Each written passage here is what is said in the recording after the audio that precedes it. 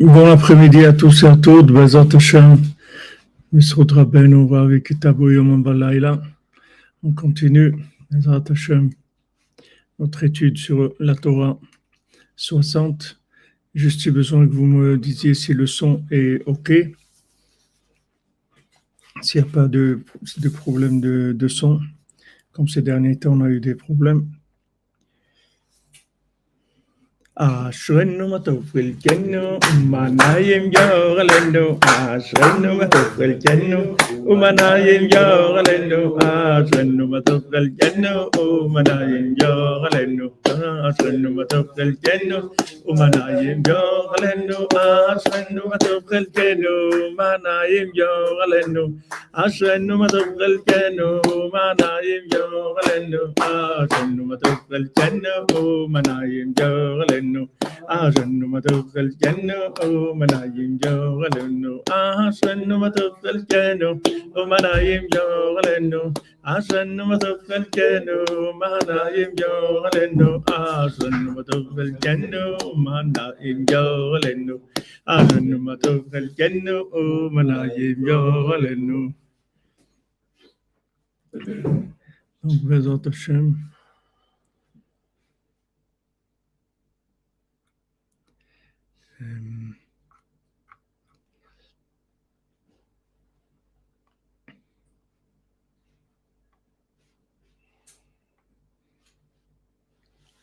Alors on fait le cours Bezat Hashem pour la Refoua Shlema de tous les malades.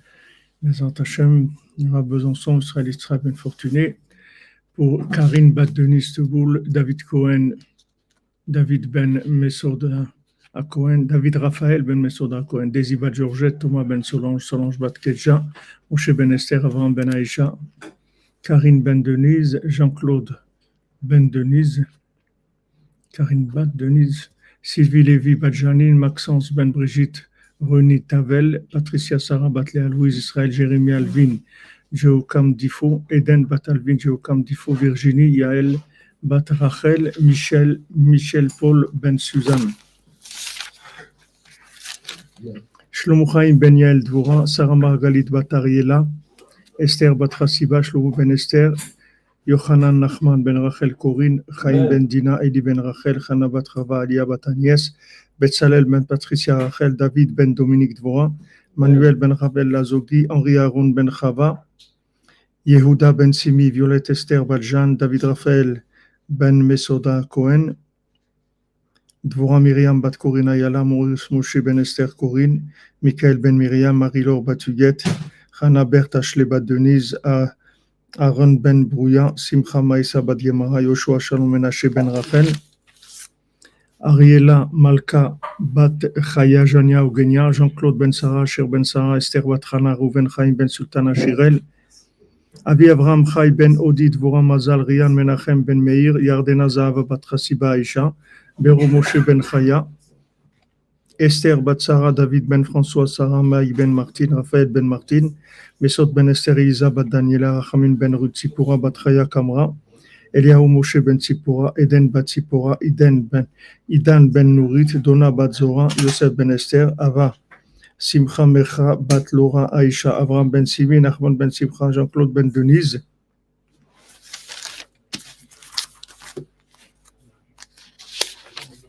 Mordechai Ben Juliette, Agnès Bat Nicole, Christian Denu Ben Christina Emily, Eliana Bat Béatrice, Aurélie Cynthia, Fuleimi Bat Aline Antoum, Sarah Bat Léa, Louise Andrea Bat Corinne, Jeanne Bat Zoé, Myriam Bat Luna, Michael Shmuel Ben Sultana.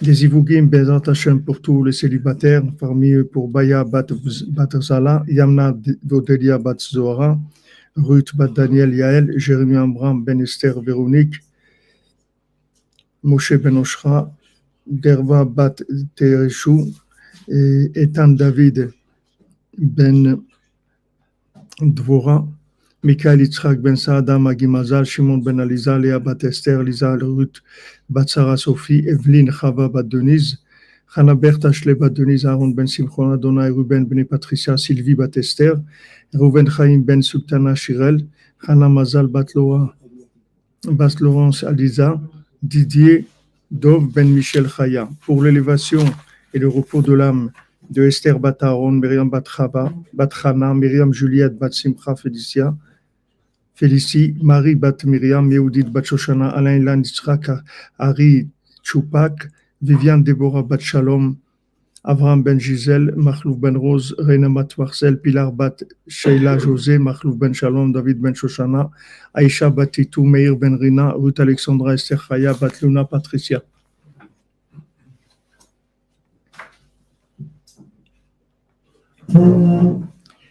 Voilà, alors Bezat Hashem, on continue dans le Kitsur, on est dans le résumé sur la Torah 60 qui a été écrit par Rabbi Nathan sur l'ordre de Rabbeinu, et le but du résumé, c'est d'aller le plus possible vers les conseils de la Torah.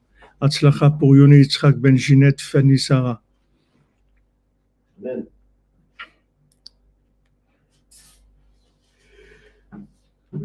Amen, amen. Un juif iranien qui a été emprisonné, qui risque la peine de mort, avait dit Nathan ben Rosalita. Nathan ben Rosalita. Un juif iranien qui était emprisonné, qui risque la peine de mort. Nathan. Il n'a pas eu la peine de mort. Ils n'hésitent pas. Il n'est que iranien.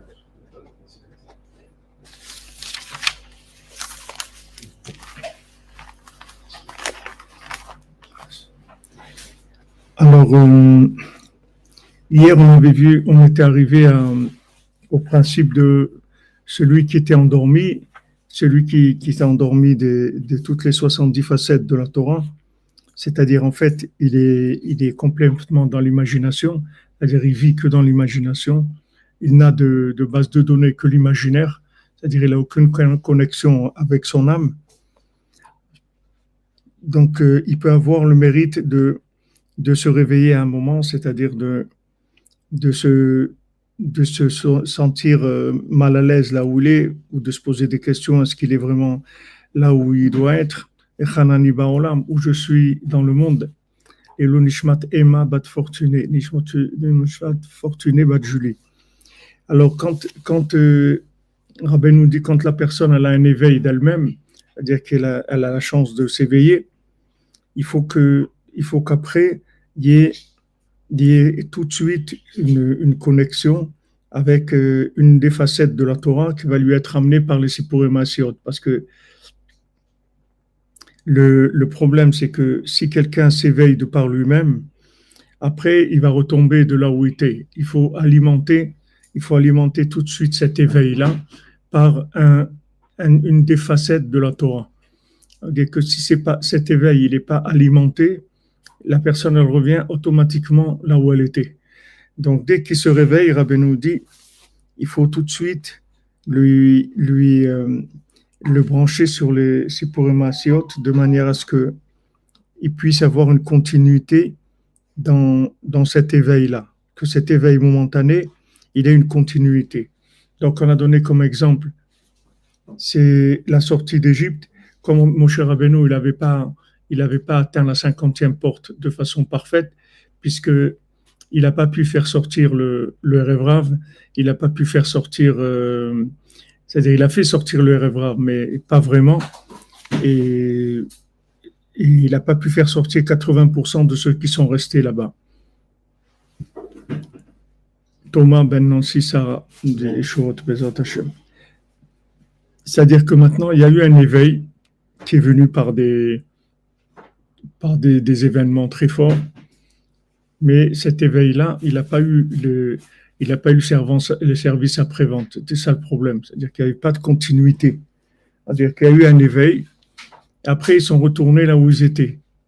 C'est-à-dire qu'ils ont continué, et du moment où ils sont sortis. Le problème, c'est qu'ils sont retournés, c'est-à-dire qu'eux-mêmes, ils sont redevenus comme ils étaient avant, c'est-à-dire eux, ils n'ont pas changé, c'est des Égyptiens qui sont sortis d'Égypte, ils ont eu un éveil momentané, ça leur donnait la force de bouger, de s'engager, mais maintenant, il n'y a pas eu de suite à ça.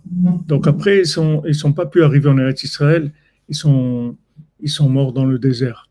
Ils sont pas pu arriver parce que Moshe Rabbeinu, il n'avait pas la 50e porte, donc il n'était pas capable de parler avec le rocher. Il a frappé le rocher. Ça montrait qu'il y avait une impossibilité de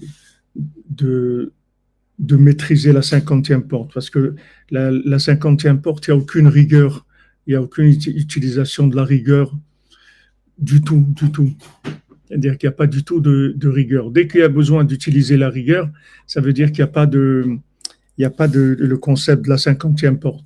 Le concept de la 50e porte, c'est que de la tranquillité, il n'y a aucune rigueur du tout. Vraiment aucune rigueur. Merci Benjamin, c'est gentil. Je ne peux pas voir et parler en même temps, c'est difficile. Alors maintenant, il y a ça c'est ce qu'il faut faire. C'est-à-dire cette personne-là, maintenant elle a un éveil. Bon, Hachem, aujourd'hui, il y a les 70 facettes de la Torah qui sont là dans les contes de Rabbeinu. Il faut maintenant, comment on va éveiller cette personne-là? C'est-à-dire, elle est déjà un peu réveillée. Comment on va la réveiller complètement avec une des facettes de la Torah? Parce que le problème, c'est que comme il était dans l'obscurité pendant longtemps, alors il risque d'être aveuglé par la lumière. Si on lui amène la lumière de façon spontanée. Alors Rabbeinu dit, וצריכים להלביש את הפנים דווקא, כמו שמרפאים את העיוור, צריכים לסוגרו לצמצם לו את האור, כדי שלא יזיק לו מה שיראה את האור פתאום. Alors maintenant, il faut lui habiller la lumière. Alors les gens, c'est pour ça que quelqu'un il fait tchouva, il ne comprend pas, on lui dit, mais bon, maintenant, tu vas te marier, il faut que tu ailles travailler 8 heures par jour, et tu t'occupes de ci et de ça. On me dit, attendez, moi je veux étudier, je veux prier, je veux faire des choses, et il ne comprend pas qu'on est en train de lui contracter la lumière. C'est-à-dire, il veut la lumière directement, il ne comprend pas pourquoi.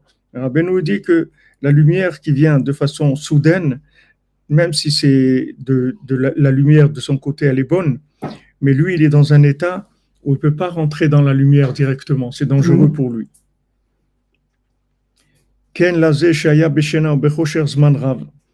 Quelqu'un qui était dans le sommeil et l'obscurité pendant longtemps, quand on veut lui montrer son véritable visage à lui par rapport à la Torah, c'est-à-dire on veut le réveiller de son sommeil, on doit lui habiller ce visage-là dans Sipurim Maasiot, pour que la lumière ne lui fasse pas de mal quand elle vient de façon soudaine. Et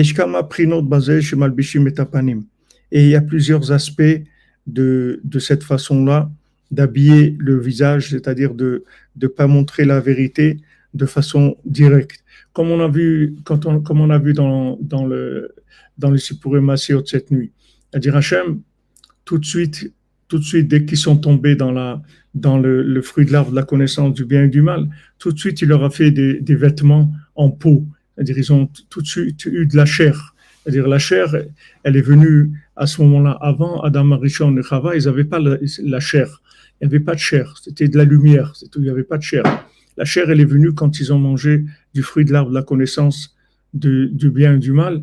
Maintenant, ils ne pouvaient plus avoir accès à la sainteté de façon directe. Ils avaient besoin d'avoir cette peau qui sert d'intermédiaire. Cette peau, c'est là où va y avoir toute l'imagination qui va s'accrocher, etc.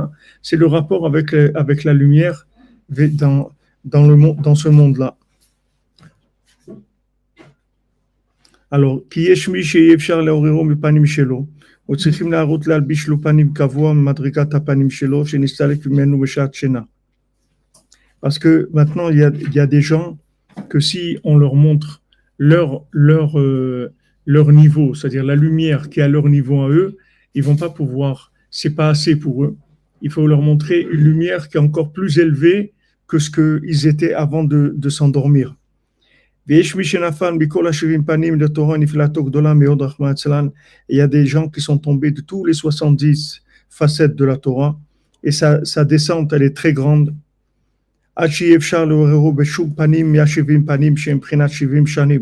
Jusqu'à qu'il n'y a aucun aspect de la Torah dans ce monde qui peut le réveiller. On est obligé d'utiliser les contes qui sont antérieurs à toute forme de compréhension, toute forme de compréhension. C'est-à-dire que n'importe quelle forme de compréhension, même si c'est une forme très, très réduite, elle va le détruire. Il peut pas. C'est-à-dire, il peut avoir accès à aucune compréhension possible. On doit lui habiller toute la lumière dans des contes.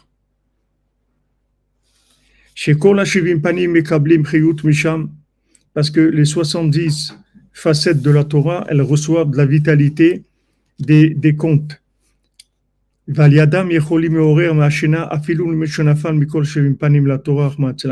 Avec ça, on peut réveiller du sommeil même celui qui est tombé de 70 facettes de la Torah. Ashrei azoche lavo le tzadik kazé. Heureux, ça c'est du Rabbi Nathan. Rabbeinu ne l'a pas dit ça dans la Torah 60. Ça c'est Rabbi Nathan qui écrit. Heureux est celui qui peut arriver chez ce tzaddik-là, chez Yuchal Leorero Mishenato, Betikunim Noraim Kaele, qui peut le réveiller de son sommeil avec des tikkunim, des niveaux d'intervention tellement redoutables, tellement élevés, chez Loi Baleyama Frazveshalom Beshena, pour qu'il ne passe pas sa vie dans le sommeil. Donc, ça c'est Rabbi Nathan, il met le. Vous voyez qu'il est dans le concept de. Il est dans le concept de l'action, du conseil, c'est-à-dire il vit la Torah de Rabbeinu. C'est pour ça que Rabbeinu l'a dit de transformer, d'écrire les Likutei Tfilot, parce que Rabbi Nathan, il vit tellement ses enseignements qu'il arrive à sortir des conseils qui sont adaptés par rapport à ce que Rabbeinu l'a voulu dire. Donc, Rabbi Nathan, il donne en fait le conseil de tout ce qu'il vient de dire, et il dit le conseil de tout ça. Qu'est-ce que c'est le conseil de tout ça? Comme il dit l'envoyé du roi qui vient chez le cordonnier, quand il lui dit j'ai une lettre du roi pour toi, il lui dit tu sais qu'est-ce qu'il veut le roi? Il veut que tu viennes le voir, c'est tout. Voilà ce qu'il veut. C'est-à-dire il lui donne exactement le résumé de ce que le roi il attend de lui. Donc Rabbi Nathan il nous dit ici que heureux c'est lui qui a le mérite de pouvoir venir chez un tzaddik comme ça. C'est-à-dire heureux celui qui est capable, qui a le mérite de se rapprocher de Rabbi Nachman, qui va le soigner avec des tikkunim des 70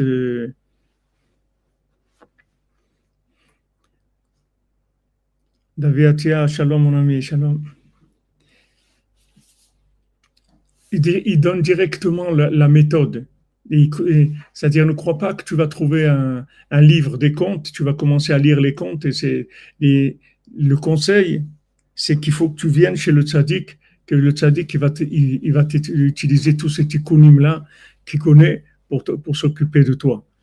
Il y a quelque chose qui existe qui sont ces tikkunim, mais ces tikkunim-là, le principal de leur action, c'est-à-dire comment ils agissent, c'est le tzaddik qui va savoir comment faire que ces contes-là, ils vont te réveiller. Dans le sac de Rabbeinu, que Hashem vous bénisse, santé, réveil, tout le monde. Merci Marco, que Hashem te bénisse. Bonne journée pour toi et les tiens. Donc maintenant, quand il y a l'éveil, c'est la première chose, c'est l'éveil. Et n'oubliez pas ce qu'il nous a dit, c'est que l'éveil, en fait, ça se manifeste par le fait que la personne, elle apprend à parler. C'est ça l'éveil. Quelqu'un d'éveillé, c'est quelqu'un qui sait parler. Quelqu'un qui ne sait pas parler, c'est qui dort. Et puis, il ne peut pas parler, il ne sait pas s'exprimer, il ne sait pas parler, il ne sait pas exprimer ce qu'il a en lui, ce qu'il a dans son âme, dans son cœur, il ne sait pas l'exprimer. Beaucoup de gens qui parlent, mais c'est du bruitage, ils parlent de choses imaginaires, mais qui parlent du langage de l'âme, comme on voit dans le conte de Hanouka, ils parlent avec lui. Il vient, il parle avec lui, qu'est-ce que tu fais dans la vie, et tout, qu'est-ce que tu manges, quel truc, etc. Après, il commence à parler des paroles qui viennent du cœur. Et dès qu'il commence à parler de ça, il commence à l'appeler Rabbi, il dit, j'en voulais t'appeler mon maître. Parce que dès qu'il a vu quelqu'un qui est arrivé à le faire parler, en fait, parce qu'il a vu qu'il n'avait jamais parlé dans sa vie. Il a vu qu'il n'avait jamais parlé, il ne savait pas ce que c'était. Il n'avait jamais rencontré quelqu'un avec qui il pouvait parler et lui-même, il ne savait pas parler. Donc ça, c'est le signe du sommeil. Le signe du sommeil, c'est quelqu'un qui ne sait pas parler, qui ne sait pas s'exprimer. C'est ça le signe du sommeil. Le signe du sommeil, c'est pas quelqu'un qui réfléchit pas, c'est quelqu'un qui sait pas parler. Il n'a pas le koach hadibour, il n'a pas l'expression de son âme dans la parole. Il n'est pas Adam, il n'est pas Médaber. Il n'a pas la notion d'homme. Il vit en fait comme un animal. Maintenant, il parle comme une vache, elle fait des bruits. Il fait des bruits, mais c'est pas un être humain. Un être humain, c'est quelqu'un qui s'exprime avec son âme, avec son cœur. C'est ça un être humain. Sinon, ça ne s'appelle pas un humain, ça s'appelle un animal. Il vit avec l'imagination, c'est tout. Il ne vit pas avec des paroles. Il y a beaucoup de choses qui sont des expressions que d'imagination. Toutes les discussions de la politique, des trucs, tout ça, c'est que de l'imaginaire, c'est que tout de comportement animal. Il n'y a rien dedans. Il n'y a rien du tout. Il n'y a pas d'esprit là-dedans. Il n'y a rien du tout. L'expression de l'âme, c'est-à-dire l'expression de mon âme, c'est-à-dire de la lettre que j'ai dans la Torah, d'où provient mon âme. Mon âme, elle provient d'une lettre dans la Torah. C'est ça qu'il faut que je réveille. Cette lettre-là, elle doit s'exprimer. Ah oui, il peut être un grand intellectuel et il peut être un animal aussi. En général, ça va ensemble. C'est la meilleure formation d'être un grand intellectuel pour être un animal. Si quelqu'un veut être un animal humain, il faut qu'il devienne un intello. Donc maintenant, une fois qu'on apprend à parler, une fois qu'on s'est réveillé, alors les femmes stériles, elles commencent à avoir des enfants. כי מקודם כשהיו בחינת שינה, היו חרשים שלא שמעו את התעוררות החכם, על ידי זה לא יכלו גם כן לדבר שום דיבור לפני השם יתברך. Donc maintenant, avant, quand ils étaient muets, ils ne pouvaient pas parler. Pourquoi? Parce que en fait, ils n'ont pas entendu l'éveil du chacham, l'éveil du maître. Comme ils n'ont pas entendu l'éveil du maître, ils ne pouvaient pas parler shum dibour lifnei Hashem yitbarach, aucune parole devant Hashem.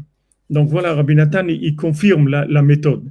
C'est-à-dire que maintenant, tu dois avoir un éveil qui vient du maître, de celui qui maîtrise la parole complètement. C'est lui qui va pouvoir t'éveiller de façon à te donner la force de parler. Et d'après ce qu'il dit Rabbi Nathan ici, le principal, c'est qu'il puisse s'adresser à Hachem, qu'il puisse parler à Hachem. Tant que quelqu'un n'a pas cette conscience-là, qu'il peut parler avec Hachem, alors il s'appelle qu'il est endormi. Parce qu'il ne sait pas qu'il peut communiquer avec le Créateur. Il n'a pas cette... Et même si on lui dit, tu sais, il faut parler avec Hachem et tout, ça ne va pas être un dialogue qui vient de son cœur. Il ne va pas pouvoir exprimer tout ce qu'il a en lui parce qu'il n'arrive pas à concevoir Hachem en tant qu'ami, qu'interlocuteur. Pour lui, Dieu, c'est quelque chose d'immense, de très grand et tout. Comment je vais parler, moi, avec Dieu, etc.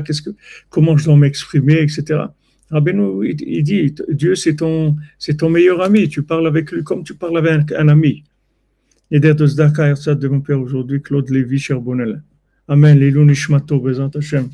Claude Lévy Cherbonnel. Tiye nishmato tzora, betzora chaim, bezat Hashem.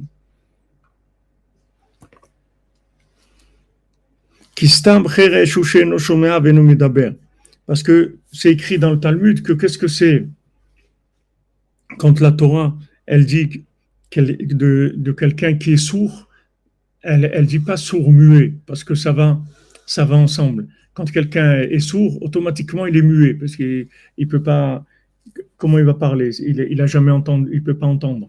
Donc de là, Rabbeinu nous dit que pourquoi quelqu'un est muet, c'est parce qu'il est sourd en fait, c'est parce qu'il écoute pas.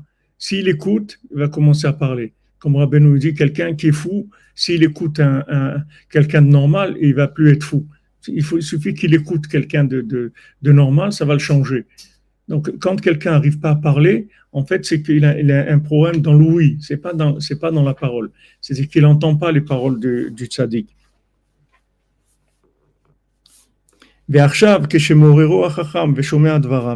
Maintenant, quand le tzaddik il le réveille et il entend les paroles du tzaddik, à ce moment-là, il peut dire des paroles saintes devant Hachem. Donc ça aussi, il faut que l'éveil, il vienne du chacham. Il ne faut pas un éveil de quelqu'un qui ne maîtrise pas la 50e porte. Parce que s'il ne maîtrise pas la 50e porte, ça ne va pas aider. Ça ne va pas aider. C'est un éveil aussi qui est pas un vrai éveil. C'est un éveil qui fait appel à l'imagination. Parce que dans l'imagination, on peut fabriquer beaucoup de choses. L'imagination, l'intelligence artificielle, l'imagination, elle peut faire beaucoup de choses qui ressemblent énormément à la vérité. Mais en fait, c'est pas la vérité. Et le signe, si vous voulez savoir si la Torah que vous recevez, c'est une Torah qui vient du tzaddik ou pas, qui vient des Sipurim Masiyot ou pas, c'est simple. C'est si vous arrivez à prier, à parler avec Dieu. Si vous n'arrivez pas à parler avec Dieu, ça veut dire que c'est les enseignements que vous recevez, c'est du Walt Disney. C'est pas des enseignements de Torah. C'est une Torah, mais c'est pas une Torah qui peut vous aider. C'est une Torah d'endormi elle-même. C'est-à-dire, c'est une Torah qui est interprétée par quelqu'un qui lui-même, il est endormi. Donc, il peut pas vous réveiller. Donc, la Torah, il faut absolument la recevoir de ce maître qui est dans la 50e porte. Sinon, vous pourrez pas parler avec Dieu. Vous pourrez pas avoir ce lien avec Dieu, cette communication avec Dieu. Il y a beaucoup de gens qui étudient. Moi, j'ai eu affaire à des gens qui étaient des grands érudits et tout. Pourtant, ils m'ont avoué qu'ils ne croyaient pas en Dieu. Ils ne croyaient pas en Dieu. Ça n'a pas de rapport. Ça, c'est une chorma. C'est pas, tu apprends des choses, mais ce n'est pas pour ça que ce n'est pas automatique. Ce n'est pas parce que tu étudies que tu vas croire en Dieu. Croire en Dieu, ça veut dire que tu parles avec lui. Si tu ne parles pas avec lui, ça veut dire que tu ne crois pas en lui. Tu n'as pas confiance. Tu vois bien, quand tu perds la confiance dans quelqu'un, tu dis « Ah, lui, je ne lui parle plus ». Parce que du moment où il n'y a plus de lien, il n'y a plus d'amitié, il n'y a plus de confiance, tu ne parles plus. Croire en Dieu, ça se traduit par la facilité de parler avec lui. Et tu vois, dans les générations avant, nos grands-parents et tout, ils parlaient très naturellement avec Dieu. N'importe où ils se trouvaient. Ils n'avaient pas besoin d'être dans la synagogue ou d'être dans un contexte quelconque. Parce que le lien qu'il y avait avec Dieu, il était évident pour eux.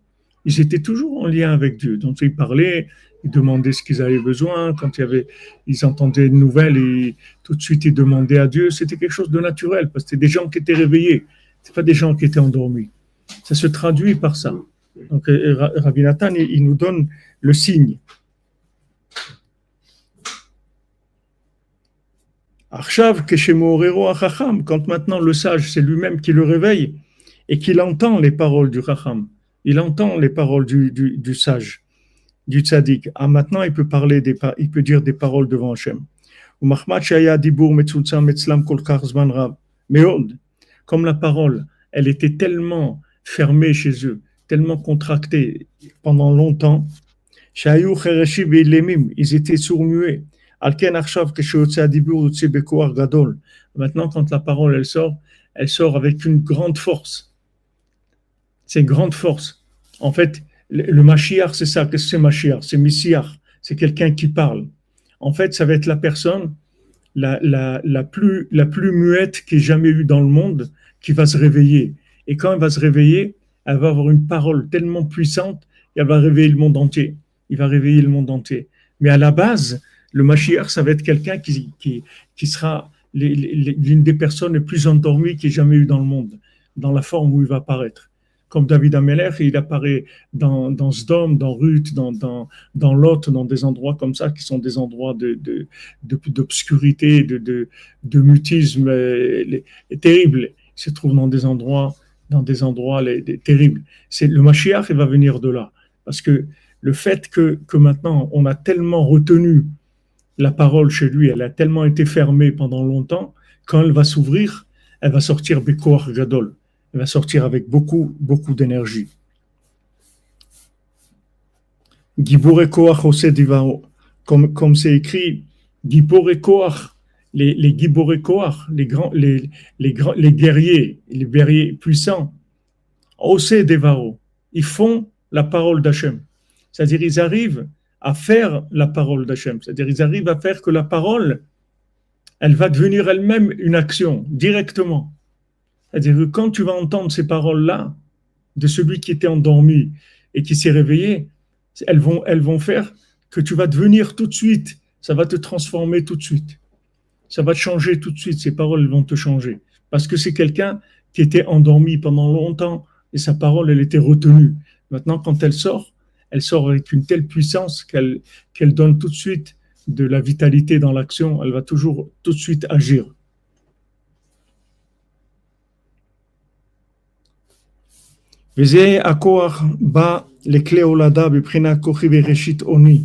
Maintenant, cette force-là de la parole qui va sortir, elle va arriver dans les outils, dans les outils de l'enfantement. Comme c'est écrit pour Yaakov Avinu, Kochi vereshit oni, c'est ma force et c'est les prémices de ma puissance. Il faut faire en sorte que les outils de la parole soient proches des outils de l'enfantement chez Maklayot, qui sont les reins. Pour que les reins ils puissent recevoir la force de la parole. Que la parole sorte de vraiment.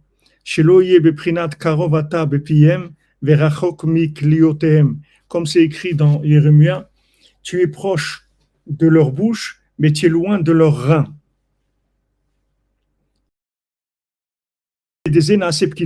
Maintenant ça, quand maintenant il y a un lien entre la parole et les outils d'enfantement, à ce moment-là, il y a les femmes stériles qui vont avoir des enfants.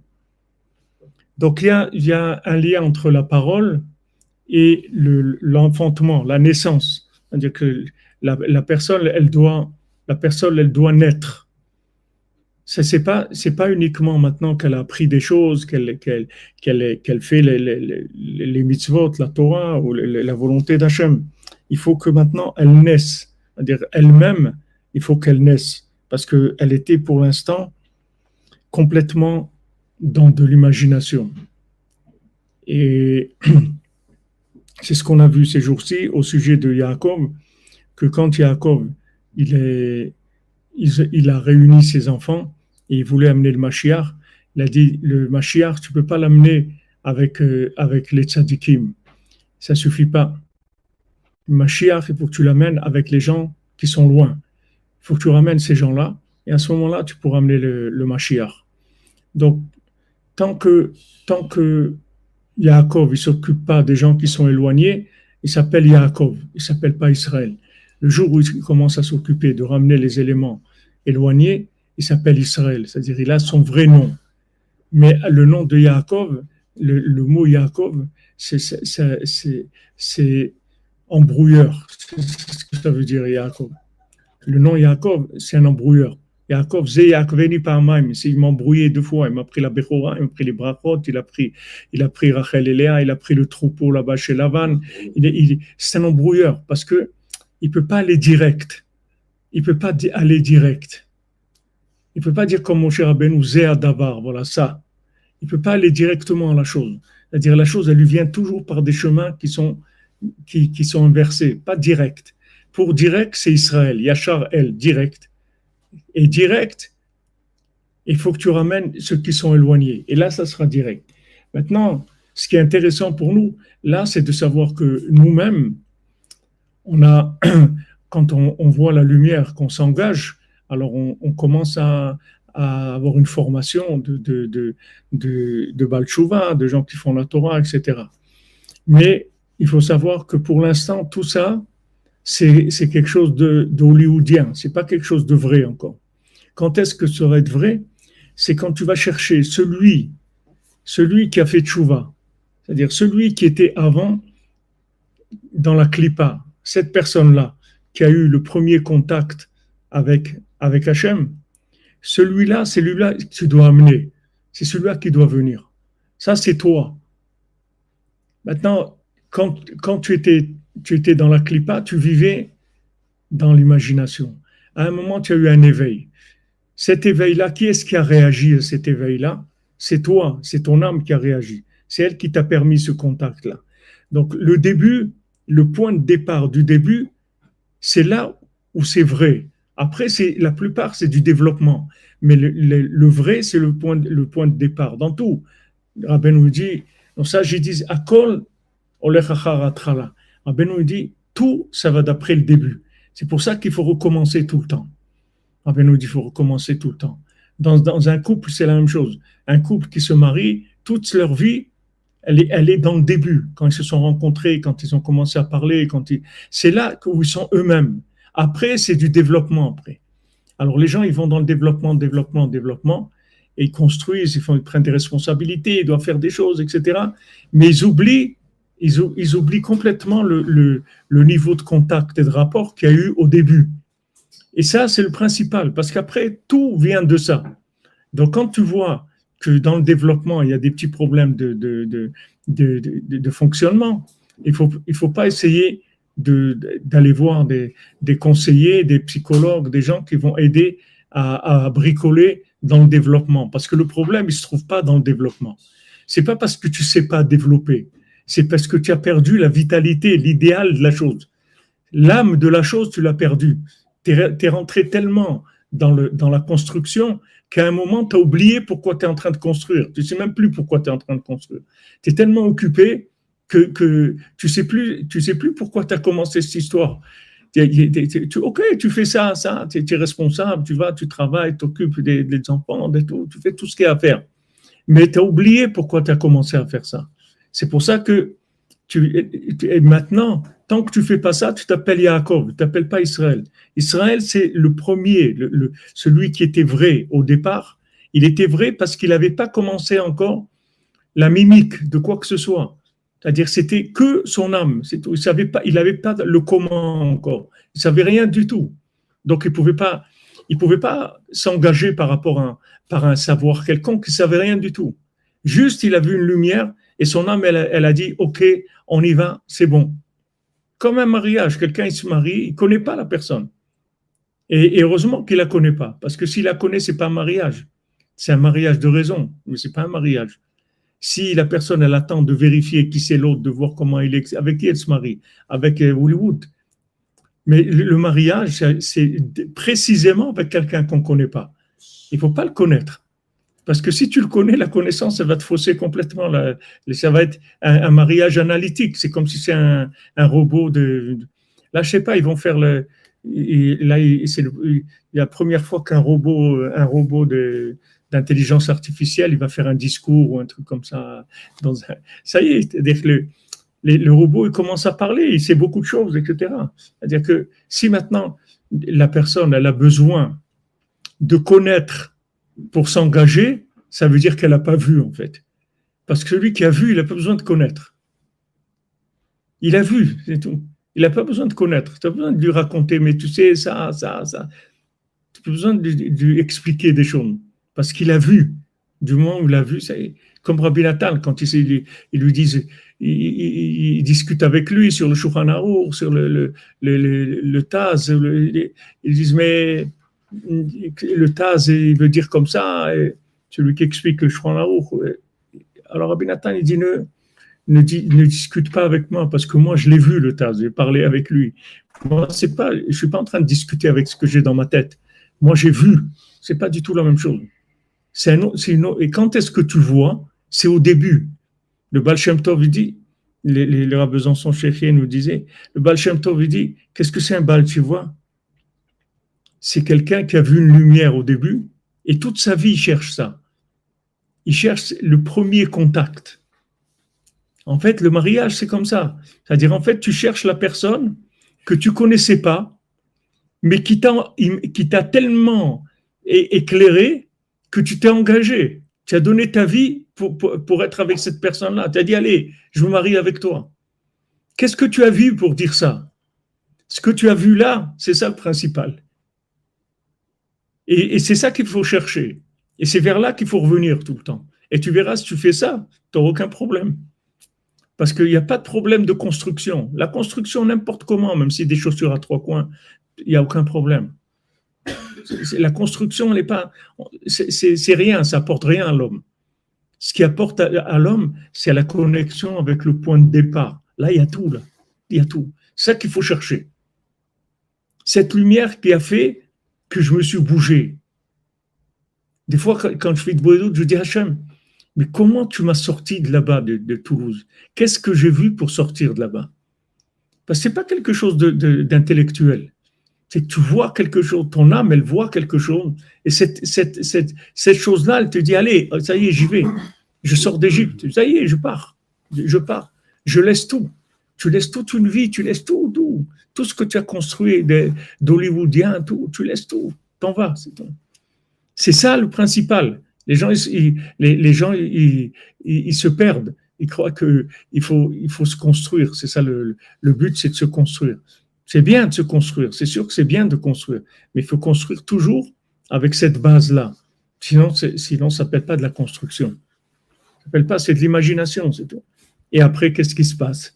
C'est que quand tu construis, tu n'as pas de vitalité. Tu arrives à un moment où tu t'essouffles. Tu peux plus. Tu ne peux plus parce que l'imaginaire, il se fatigue.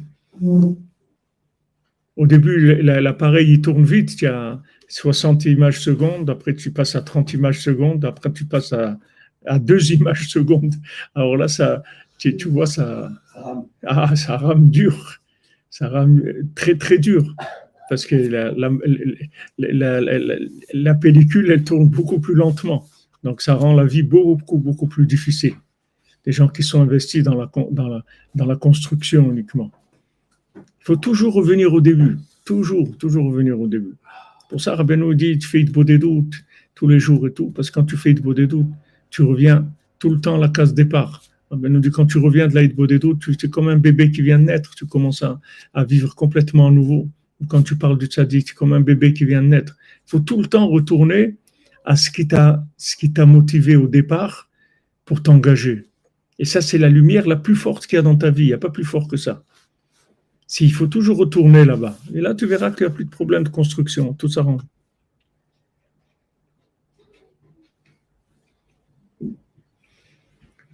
Tu dis, est-ce qu'il vaut mieux être honnête avec les gens ou faire le maran? C'est épuisant de faire le maran. Mais qu'est-ce que tu vas faire? Si tu ne fais pas le maran, ils vont te mettre en prison, mon ami. Tu es obligé. Il faut aussi comprendre que, voilà, revenir au déclencheur. Il faut que tu comprennes aussi que tu vis dans un monde endormi. Tu vis avec des gens qui sont des gens qui sont endormis. Comment tu veux qu'ils comprennent?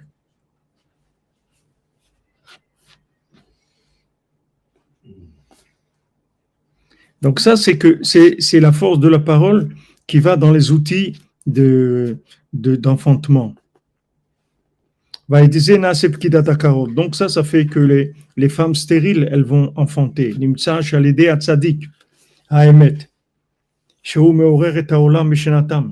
Donc grâce au tzaddik Haemet, grâce à Rabbi Nachman, qui réveille le monde de leur sommeil, à l'idée Sipurei Masiot, Sheshanim Kadmoniot, qui réveille le monde avec les contes, ça fait que les femmes stériles elles vont avoir des enfants. Et ça amène une grande crainte. Et on les aurait de tous les tikkunim en question dont on a parlé. Vous voyez là, le langage de Rabbi Nathan, c'est pas du langage d'étude, ça. Là, ce qu'il est en train de dire, c'est pas de l'étude. Ça, c'est un guide. C'est pas de l'étude. Là, il guide. C'est pas de l'étude. C'est ça le but du résumé que Rabbeinu lui a dit de faire. Rabbeinu, quand il lui a dit tu vas résumer l'écouté moral, c'est pas pour qu'il fasse un résumé des points principaux de l'enseignement, que la personne elle se rappelle de l'enseignement de façon résumée. Le résumé que Rabbeinu il lui a demandé de faire, c'est ça. C'est-à-dire que maintenant, tu vas les prendre par la main et tu vas les guider dans les chemins de ce que j'ai enseigné maintenant. J'ai enseigné quelque chose, tu vas leur faire vivre, tu vas les prendre, tu vas les accompagner dans ça, tu vas les guider dans ça. Pour ça que, vous voyez qu'il parle, il amène les éléments de la Torah, et après il vous dit des choses qui n'ont rien à voir avec, qui ne sont pas de l'enseignement.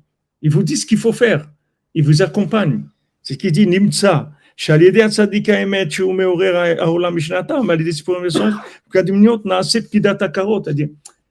vous fait vivre l'enseignement. Il vous accompagne dans l'enseignement. Parce qu'il dit des choses que Rabbeinu ne dit pas dans la Torah. C'est pas uniquement qu'il amène des chidushim, des choses qui sont pas. C'est que maintenant, il va vivre avec nous l'enseignement. Il va nous prendre, il va nous faire vivre l'enseignement. C'est ça le kitsur, c'est ça le résumé. C'est pas des résumés des notions. C'est pas ça. Ça, n'importe qui peut le faire. Vous prenez l'enseignement, vous prenez les points principaux. Voilà. Hein? Vous voulez dire que c'est l'action? Oui, il t'accompagne dans l'action, dans le vécu de la chose. Il t'accompagne dans le vécu de la chose. Quand tu rentres dans des travaux pratiques, c'est-à-dire que maintenant tu as appris des choses, maintenant tu fais les TP, tu fais les travaux pratiques, c'est par rapport à ce que tu as appris. Alors là, tu vas voir, voilà, ça c'est ça, ça c'est ça, tu vas avoir une vision concrète des choses. Ouais. Ah ouais, j'étais dans un cours une fois, je dis, mais c'est théorique ce que vous dites, c'est théorique. Il me dit non, c'est du vrai kfirat, moi j'attends. Et là, en fait, il y a un accompagnement dans la. Voilà, il t'accompagne dans le vécu de l'enseignement.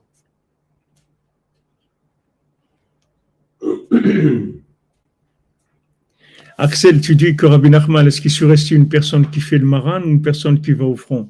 Si tu vas au front et tu sais que tu n'as aucune chance d'en sortir, qu'est-ce que tu vas au front? C'est du suicide. Tu fais maran doucement. Doucement, quand tu peux sortir le nez, tu sors le nez. Tu ne peux pas, tu rentres. Doucement, tu vas doucement. Oui, c'est exactement, par rapport à ce qu'on a dit, c'est la lumière de la lune, elle va être plus grande que la lumière du soleil. Exactement. C'est ça ce qu'on est en train de dire maintenant. C'est-à-dire que maintenant, en fait, la lumière, l'enseignement de Rabbeinu, quand il passe par Rabbi Nathan, il devient plus grand. Parce que Rabbi Nathan, il te donne l'enseignement et il t'accompagne dans le vécu de l'enseignement. C'est-à-dire qu'il t'a donné l'enseignement, mais il t'a donné surtout le comment, c'est-à-dire comment tu vas vivre cet enseignement-là. C'est le principal. Parce que si tu n'as pas donné le mode d'emploi, les bonhommes, il est perdu. Même s'il a appris, mais il n'a pas de mode d'emploi. Il ne sait pas comment ça s'applique à lui, il ne sait pas quel est le principal, sur quoi il faut mettre accentuer dans quoi, il ne sait pas. Ça, il faut quelqu'un qui te dirige. C'est clali, ça veut dire que cet accompagnement, il est clali, il est général, pour chacun. Ouais. C'est général. Quand on apprend quelque chose en réalité dans la Torah, on cherche toujours à savoir comment on va qu'est-ce que je vais faire pour pouvoir arriver à ça. Ouais, exactement. Quand la semaine, tu me rappelles, c'est... Tout le temps, c'est vrai. Quand on apprend c'est un enseignement qui est général pour tout le monde. Oui, il te donne en même temps l'enseignement, mais en même temps, il t'accompagne sur la route. Il te le fait vivre en même temps. Ça, c'est quelque chose c'est pour ça que Rabbeinu voulait qu'il fasse ça. Et au début, Rabbi Nathan, il n'a pas compris ça. Il a fait Mistama résumé. Alors Rabbeinu, il a vu, il a dit c'est pas ça que je voulais. Alors Rabbi Nathan, il a compris qu'est-ce qu'il voulait. Il a écrit ça. Ah, là, quand Rabbeinu l'a vu ça, il lui a dit que c'était bien. Quand il y a le Kitsur, quand il a vu le Kitsur, là, le deuxième, il a dit ça c'est bien. Le premier, on l'a pas, il n'a pas été imprimé. Il faut Shlema pour Marc Ben Paul, Bezat Hashem Aurélé.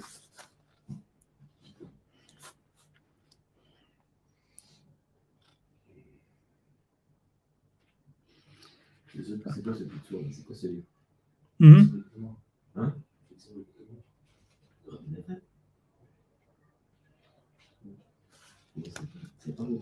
Kitsur, écoutez-moi. Oui.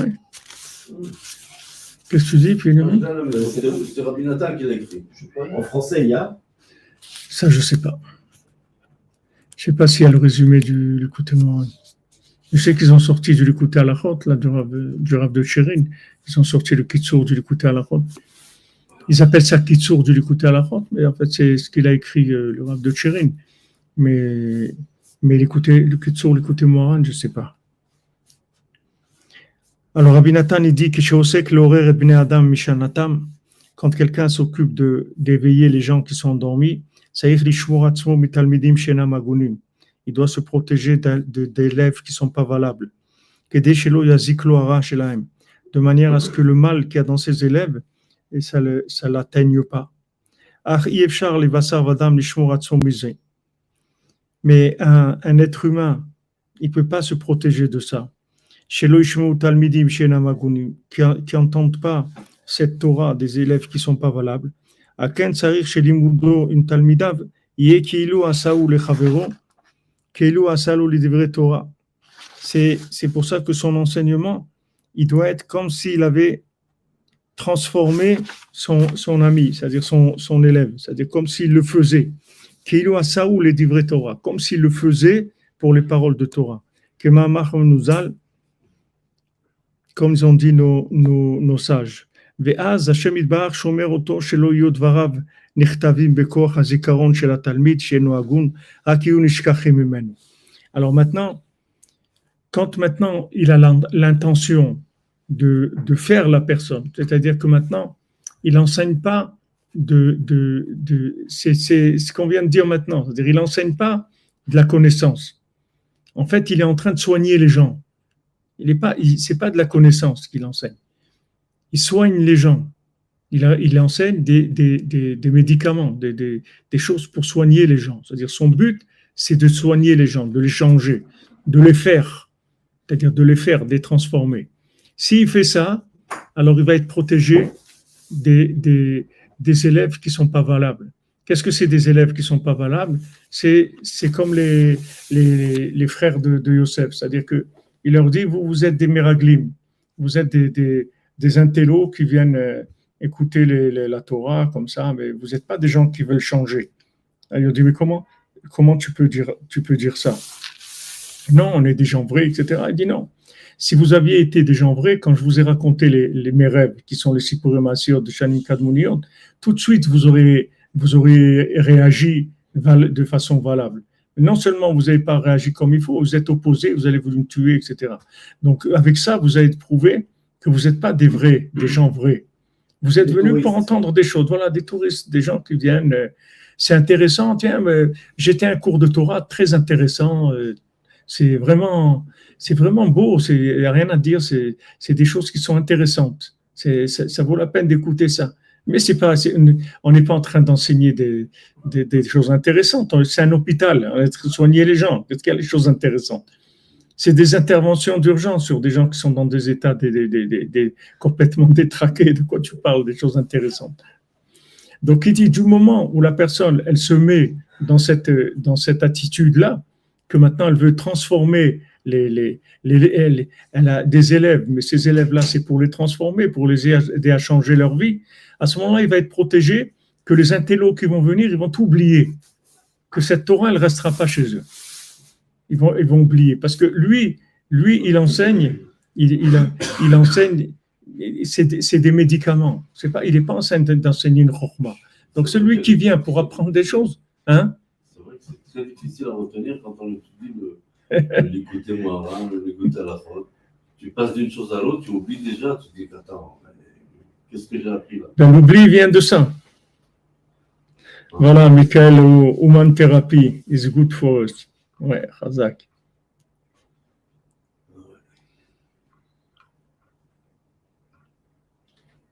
Ça, c'est la théorie.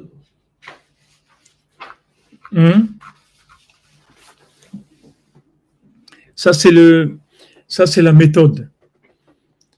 Tu peux enseigner à tout le monde, mais il faut que le but de ton enseignement, ça soit de changer les gens, de les aider à changer. C'est-à-dire, c'est un mode de vie que tu enseignes. C'est pas une école de connaissances. C'est un mode de vie. Tu fais pas de la formation intellectuelle. Tu soignes les gens. Tu les changes. À ce moment-là, quand tu fais ça, tu es protégé des gens qui sont pas valables, qui sont des touristes. Ils vont s'éliminer d'eux-mêmes. C'est-à-dire, ils vont oublier tout.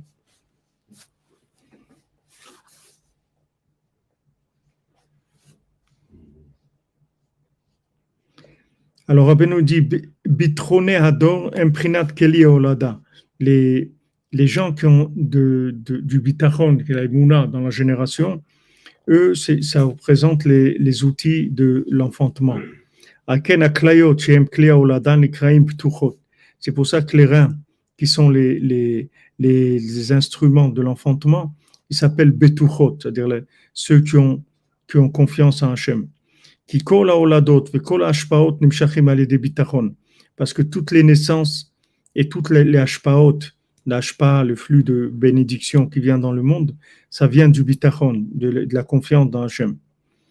Alken al yedei sheshomim velomdim sipurim asiot akdoshim mitzadikim gdolim. Maintenant, par le fait qu'on entend et qu'on étudie les sipurim asiot kedoshim, il dit saints, des grands tzadikim, shemorib et bnei adam meshenatam, qui réveillent les gens de leur sommeil. C'est avec ça, il commence à parler devant Hachem, avec beaucoup d'énergie et vraiment, avec beaucoup de vérité aussi. C'est que cette force-là, elle vient, cette énergie, elle vient dans les outils d'enfantement. Avec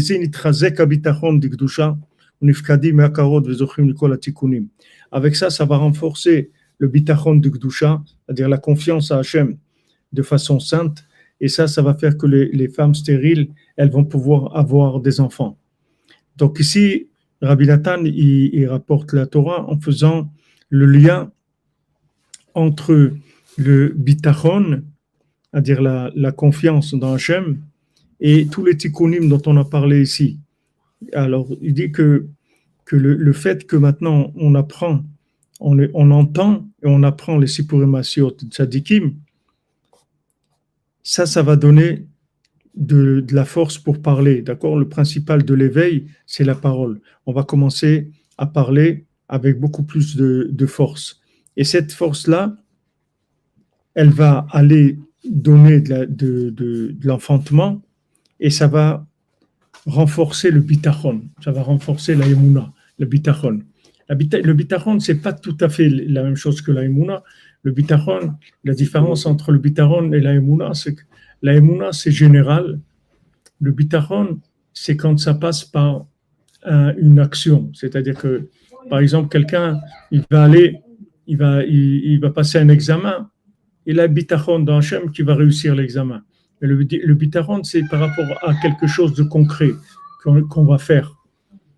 On a bitachon, c'est-à-dire bitachon, ça veut dire on est sécurisé par Hachem, que ce qu'on va faire, ça va marcher, les Hachem. Mais la émouna, c'est général, c'est le fait qu'on croit en Dieu, c'est quelque chose de général. Pourquoi est-ce que dans la Gemara, on n'a pas Hein? peut-être dans la Gemara, si on étudie la Gemara, peut-être qu'il y a ce système d'éveil.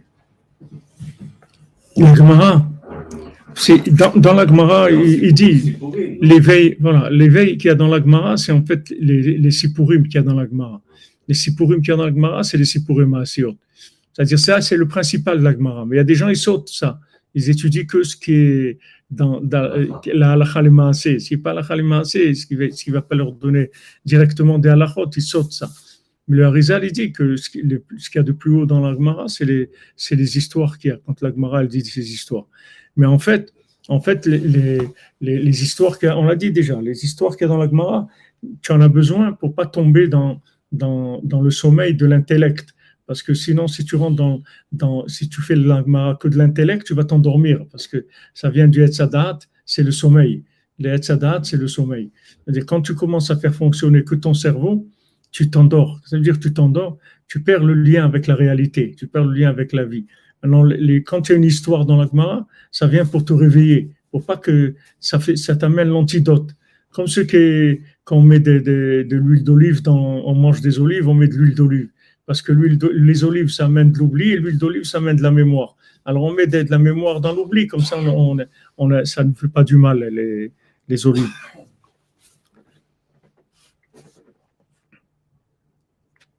Voilà, Bezat Hashem, après, on va continuer sur... voilà, bientôt fini. Après, Bezat Hashem, on fera le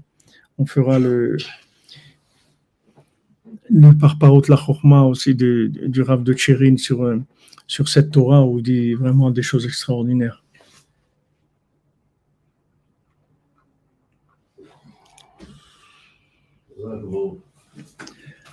Voilà les amis.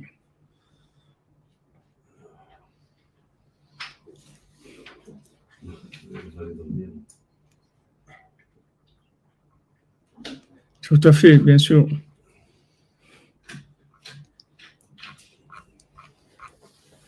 אשרנו מה טוב חלקנו ומנעים גורלנו אשרנו מה טוב חלקנו ומנעים גורלנו אשרנו מה טוב חלקנו ומנעים גורלנו אשרנו מה טוב חלקנו ומנעים גורלנו אשרנו מה טוב חלקנו منايم يغلنو أجرن مدخلكنو منايم يغلنو أجرن مدخلكنو منايم يغلنو أجرن مدخلكنو منايم يغلنو أجرن مدخلكنو منايم يغلنو أجرن مدخلكنو منايم يغلنو أجرن مدخلكنو منايم يغلنو أجرن مدخل كنو منايم يغلن أشغن مدخل كنو منايم يغلن أشغن مدخل كنو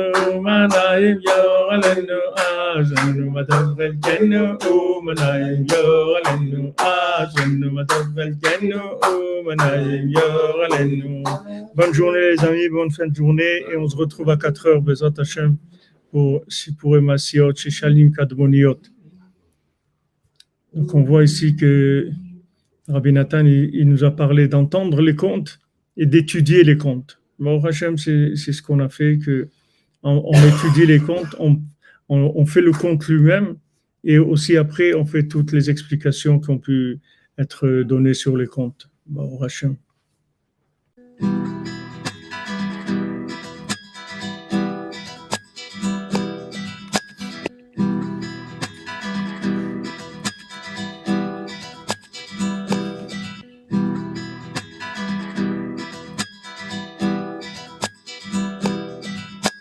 Très chers amis, nous avons une très belle nouvelle à vous annoncer. Les youtubeurs randonneurs Breslevers sont en chemin vers chez vous. Nous allons tous nous retrouver autour du feu de Rabbeinu. Très chers amis, soyez prêts, nous sommes en chemin vers vous.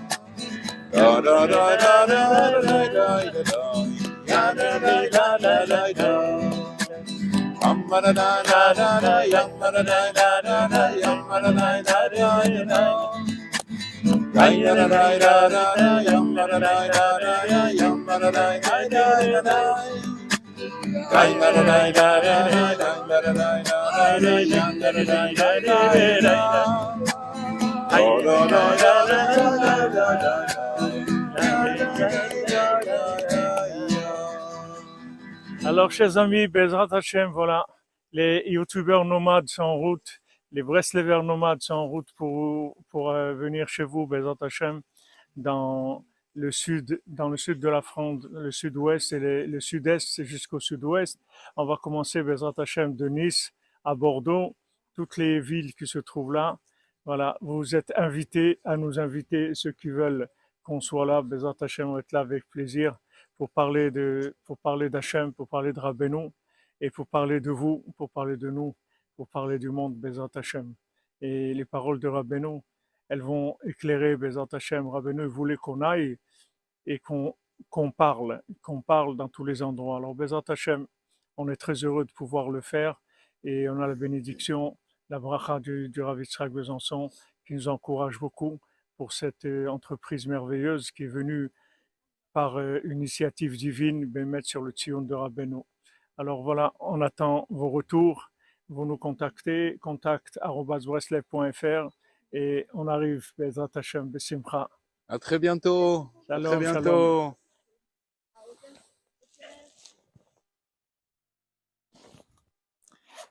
J'ai oublié ça. Qu'est-ce que t'as oublié? J'ai oublié que j'avais le... C'est quoi ça? Ça, c'est un déclencheur à distance. Ah, mais ça pas. Tu démarres et tu arrêtes. Ah ouais, j'ai compris. Oh, c'est pas grave, tu vas couper de toute façon. יפה.